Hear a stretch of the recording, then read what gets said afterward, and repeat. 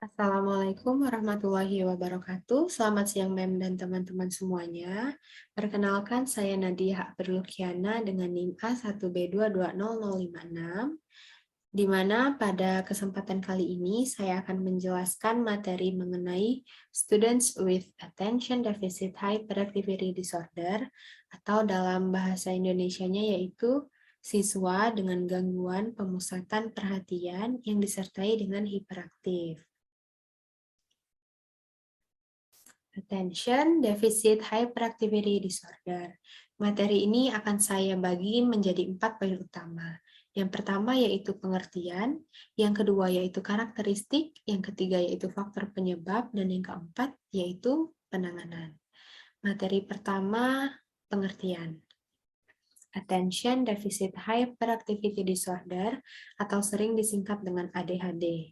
Istilah ini memberikan gambaran tentang suatu kondisi medis yang disahkan secara internasional mencakup disfungsi otak, di mana individu akan mengalami kesulitan dalam mengendalikan impuls, menghambat perilaku, dan tidak mendukung rentang perhatian atau rentang perhatian mereka cenderung mudah teralihkan. Anak-anak yang mengalami ADHD tampak kesulitan untuk mengendalikan aktivitas mereka dalam berbagai situasi yang menghendaki untuk dalam posisi tenang. Misalnya ketika berada di dalam kelas, itu kan mengharuskan mereka untuk tetap duduk tenang. Akan tetapi mereka akan menunjukkan sikap mereka yang cenderung susah untuk berhenti berbicara dan bergerak, di mana aktivitas dan gerakannya itu tampak tidak teratur dan tidak terarah, sehingga akan menghabiskan tenaga orang tua maupun guru yang sedang mengawasi anak dengan ADHD ini. Yang kedua yaitu karakteristik. Karakteristik dari ADHD terbagi menjadi 5. Yang pertama yaitu mengganggu situasi kelas, yang kedua yaitu daya konsentrasi yang rendah, yang ketiga yaitu impulsif, yang keempat koordinasi motorik yang rendah, dan yang kelima yaitu perhatian yang mudah teralihkan. Yang pertama yaitu mengganggu situasi kelas. Hal ini ditunjukkan dengan sikap mereka yang hiperaktif. Misalnya pada saat di dalam kelas, mereka akan berlarian ke sana kemari, di mana hal itu seharusnya tidak pantas untuk mereka lakukan dan cenderung mengharuskan mereka untuk tetap duduk, diam, dan tenang. Yang kedua yaitu daya konsentrasi yang rendah. Hal ini menunjukkan ketika mereka mengalami kesulitan dalam menekuni tugas-tugas yang akan mereka kerjakan. Sebagai contoh, ketika guru akan memberikan tugas maupun ketika guru sedang memberikan pelajaran, maka mereka akan kesulitan dalam menangkap pelajaran tersebut, dan juga ketika hendak menyelesaikan tugas, mereka akan merasa kesulitan karena konsentrasi mereka rendah. Yang ketiga yaitu impulsif. Hal ini ditunjukkan dengan sikap mereka yang suka melontarkan jawaban walaupun pertanyaan belum selesai diajukan. Misalnya, ketika di dalam kelas, guru hendak memberikan pertanyaan, dan ketika pertanyaan tersebut belum selesai diajukan oleh guru, maka anak ADHD akan cepat menyela dan menjawab pertanyaan tersebut. Begitu. Selanjutnya yaitu koordinasi motorik yang rendah. Tindakan mereka seolah-olah digerakkan oleh motor. Maksudnya di sini mereka akan susah melakukan kegiatan-kegiatan yang santai. Mereka akan cenderung untuk terus bergerak aktif dan tidak bisa bergeraknya itu yang santai. Poin selanjutnya yaitu mudah beralih perhatian. Anak-anak dengan pengidap ADHD ini akan kesulitan dalam memulai kegiatan-kegiatan dan mempertahankan kegiatan-kegiatan tersebut hingga selesai.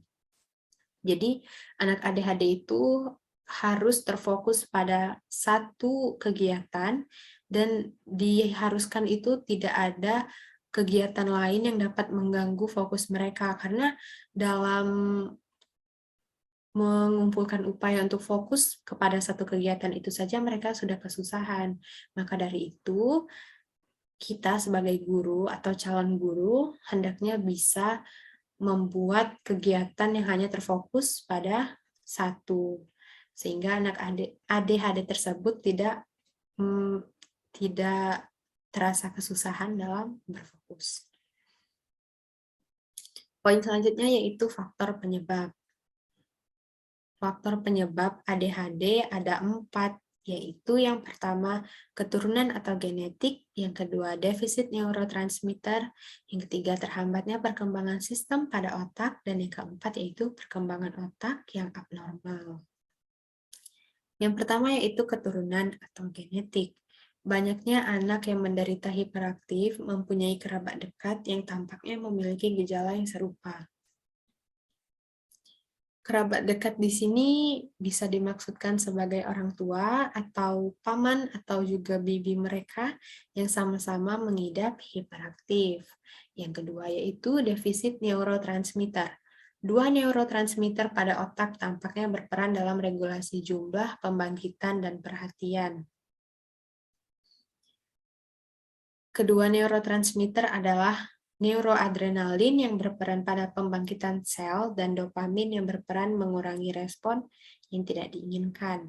Yang ketiga yaitu terhambatnya perkembangan sistem pada otak. Hiperaktif yang mereka alami mungkin mencerminkan pencarian rangsangan dan bukan karena rangsangan yang berlebihan. Pengobatan stimulan dibutuhkan oleh mereka dalam meningkatkan pembangkitan, karena ada beberapa indikasi yang memungkinkan anak hiperaktif untuk menderita kelambatan pembangkitan yang membuat mereka tidak sensitif terhadap rangsangan yang datang. Yang keempat yaitu perkembangan otak yang abnormal. Kurang berfungsinya lobus frontal yang merupakan area pada otak yang berfungsi untuk mengumpulkan input auditori dan visual yang berlebihan. Hal ini menunjukkan bahwa lobus ini akan dibombardir. Poin selanjutnya yaitu penanganan. Penanganan ADHD atau penanganan kesulitan belajar pada anak ADHD ada 7. Yang pertama yaitu kerjasama antara orang tua dan terapis. Perlakuan orang tua terhadap anak harus sama dengan perlakuan terapis terhadap anak. Orang tua harus menerapkan disiplin dan bersikap tegas terhadap anak, penyamaan persepsi dan pola asuh, memberikan pemahaman tentang perlakuan orang tua yang sekiranya tidak mendukung untuk membentuk perilaku adaptif pada anak. Yang kedua yaitu melatih anak untuk duduk mandiri. Jika anak tidak mau duduk, terapis akan menarik perhatian anak ADHD dengan cara memancing mereka menggunakan benda ataupun mainan yang paling mereka sukai. Setelah duduk, kedua kaki akan dijepit di antara kedua paha terapis.